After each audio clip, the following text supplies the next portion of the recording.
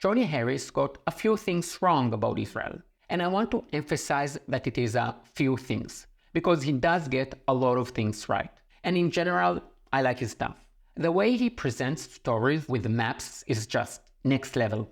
But more than that, his channel represents everything that is good about YouTube and individual journalism. He picks up a topic ranging from McDonald's ice cream machines to why Russia is so big, and just dives right into it. However, as often happens when discussing complicated issues, you might get a few things wrong. And this is what happened in his last video about Israel, Lebanon and Iran. I will jump right in. Within the first minute, Johnny gets something wrong. Hezbollah is one of the biggest armed groups in the world that isn't a nation's military. They have tens of thousands of trained soldiers and hundreds of thousands of missiles and rockets capable of reaching targets all across Israel. This threat led Israel to conduct a massive set of attacks against Hezbollah. No, Israel didn't start attacking Lebanon because Hezbollah has soldiers and rockets. Hezbollah started a war against Israel on October 8th, and Israel retaliated. This wasn't just a little mistake on Johnny's part, a slip of the tongue. He does this again and again, and on a much larger scale, like the following example. The British had controlled this, but in 1948 they left, and the UN helped draw these new lines, creating a new Israel and Palestinian state.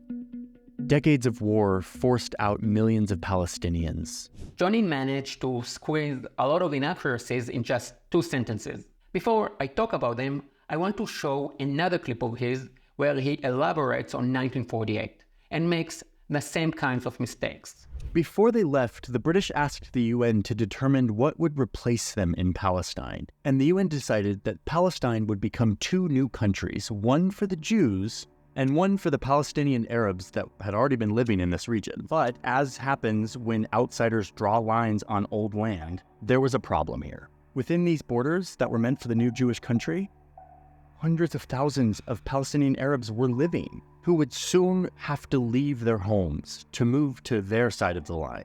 For now, just note that this led to a horrific conflict. Jewish militias forced over 700,000 Arabs out of their homes, turning them into refugees. If I were to say that violence erupted in Europe in 1939, leading to the bombing of German cities by the British and the Americans, it would be rightly regarded as misleading. It is the same here. And Johnny even takes it one step further. He said that the UN proposed to divide the land. Then he omitted to say what happened next. But he did say that hundreds of thousands of Palestinian Arabs were living, who would soon have to leave their homes to move to their side of the line. First of all, not a single Arab had to move. Arabs were permitted to stay in the Jewish state, and many did. Today there are 2 million Arabs living in Israel. And by the way, the Israeli Arabs enjoy more rights and are financially better off than any other neighboring Arab country. But Johnny didn't say what happened after the UN proposed the 2-state solution. The Jews didn't like it, but still agreed to compromise, and the Arabs said no and started a war to eliminate the Jews. Ernst Bevin, the British Secretary of State for Foreign Affairs, said in the House of Commons in 1947, "For the Jews, the essential point of principle is the creation of a sovereign Jewish state. For the Arabs, the essential point of principle is to resist to the last the establishment of Jewish sovereignty in any part of Palestine." But Ernst Bevin is just white, European, colonial, blah, blah, blah. Amin al-Husseini, the leader of the Arabs in Palestine, put it more explicitly.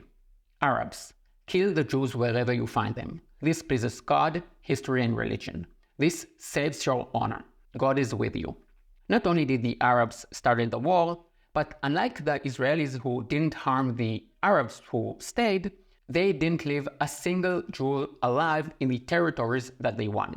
Israel won the war but paid a tremendous price. Johnny said, Jewish militias forced over 700,000 Arabs out of their homes, turning them into refugees. And decades of war forced out millions of Palestinians. There is a lot to unpack here. First of all, let's get the numbers right. Was it 700,000 or was it millions? So the number of Arabs who left their homes is close to 700,000. Then why does Johnny say millions?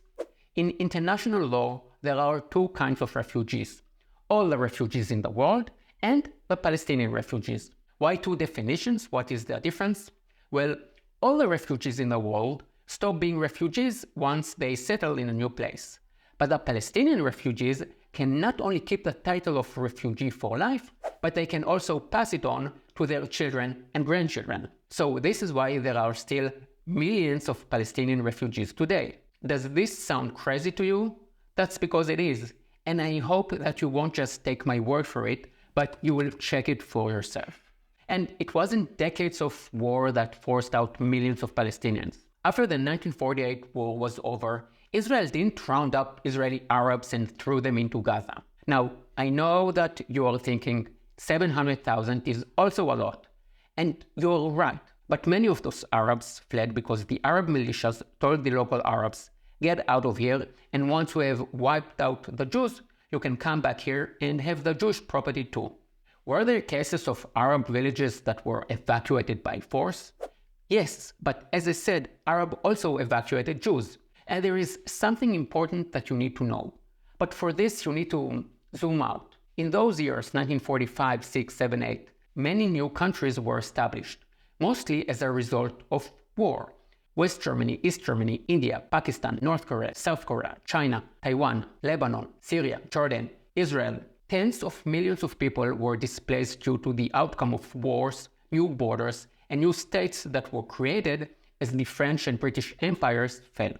If I had Johnny's abilities, I would now show you a map of the world in those years and how the borders changed and the number of people who were displaced. 14 million Germans had to flee in 1945-6 from the Eastern territories.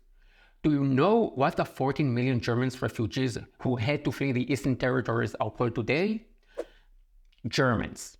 It was the same with the 14 million Muslims and Hindu refugees in 1948, who today are called Indians and Pakistanis.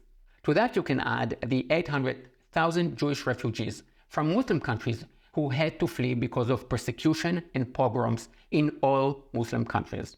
Contrary to the Arabs in Palestine who started a war, the Jews in Muslim countries never attacked their Muslim neighbors. Johnny finished his video about Israel, Iran, and Lebanon with this. But what is clear is that the clash between these two Middle East powers remains the central force animating this region towards more and more violence. And these recent events show us clearer than ever that Hezbollah was just one foot soldier in this growing conflict between these two powers. Johnny Harris is a master of showing changes and developments by means of maps and beautiful graphics. But he fails miserably when it comes to truly understanding the root of the conflict, which, in my opinion, is also the most interesting part. Israel and Iran are not two powers fighting over a piece of land. There is no border between them, nor it is a war about influence or power in the Middle East. Israel has no intention of making the Middle East Jewish. The fact that Iran and many Islamic groups like Hezbollah, the Houthis, and Hamas wants to eliminate Israel is what lies at the heart of the conflict. Israel doesn't want to eliminate Iran. We want the Islamic Iranian regime that threatens us to be eliminated. And in Israel, we are well aware that many Iranians are on our side, as they suffer the most at the hands of the Islamic regime. Maybe I'm wrong, but I think that Johnny knows that, but doesn't want to take a moral stand and risk the empire he has built. I hope he gets to watch this video. I will leave a link to the two videos of his that I have referred to in this video. And if you want to get a better understanding of the Israel-Arab conflict, subscribe and I will leave links to some of my videos about it. I will also leave a link to my Jerusalem toilet tour, which is really good. I want to thank my supporters. You keep me going. See you next week. Yalla bye.